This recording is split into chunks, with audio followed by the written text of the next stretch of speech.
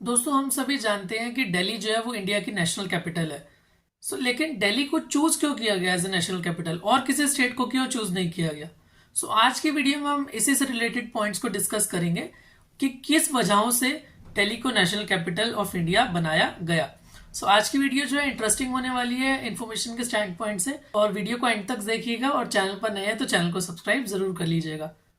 आज की वीडियो को हम शुरू करते हैं बिना किसी देरी के।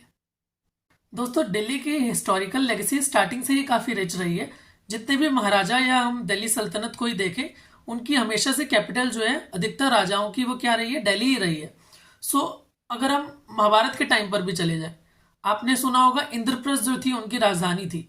तो इंद्रप्रस्थ जो है वो स्टार्टिंग से ही किसका नाम है, पुराना नाम दिल्ली का ही नाम है। पुराना किला जो है माना जाता है वो उसी समय से बना हुआ चला आ रहा है।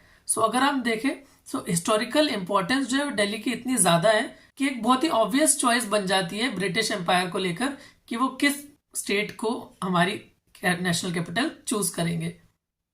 दोस्तों दिल्ली को ऐसे ही दिलवालों की दिल्ली नहीं बोला जाता। अगर हम स्ट्रेटेजिक पॉइंट ऑफ व्यू से भी देखें तो इंडिया का हार्ट ही कह सकते हैं हम इसको, क्योंकि पूरी ऑल ओवर द कंट्री अगर कोई भी स्टेट हम देखें तो उसमें से बहुत इजीली एक्सेसिबल दिल्ली ही है, जहां पर से सारे स्टेट रूट कनेक्टेड किए जाते हैं। और ये जो सेंट्रल लोकेशन है वो गवर्नेंस और एडमिनिस्ट्रेशन के पर्पज से बहुत ज्यादा इंपॉर्टेंट है। दोस्तों दिल्ली की सिंबॉलिक इंपॉर्टेंस भी बहुत ज्यादा रही है। किस वजह से? क्योंकि दिल्ली का जो कल्चर है और जो रिच हेरिटेज है वो स्टार्टिंग से ही ज्यादा माना जाता है। और ऐसा क्यों? जैसे हमने पहले वीडियो में पढ़ा कि जितने भी अधिकतर राजा थे उनका निवास स्थान कहाँ था, वो दिल्ली में ही बेस्ड था। जितना भी हेरिटेज हम देखते हैं, जितना भी ट्रेडिंग होती थी या व्यापार किया जाता था, वो हमेशा से ही दिल्ली में मेजरली रहा है। हमारे जितने भी पुराने बाजार अगर हम देखें, चांदनी चौक देखें या जामा मस्जिद को ही देख लीजिए, उसके आसपास कितना बड़ा बाजार लगता है, या लाल किला हो गया।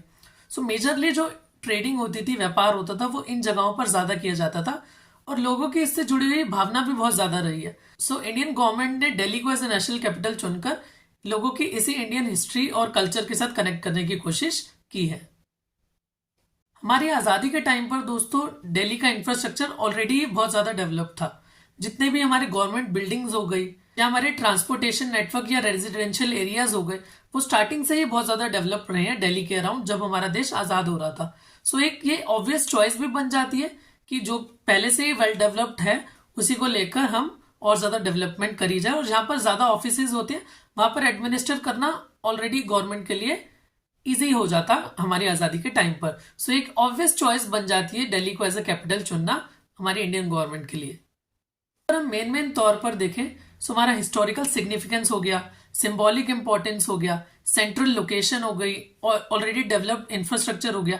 ये सब जो रीजन है इन्हीं को कंबाइन करके अगर हम देखें गवर्नमेंट ने ये चूज किया होगा हमारी आजादी के टाइम पर कि दिल्ली को हम एज अ नेशनल कैपिटल चुनते हैं।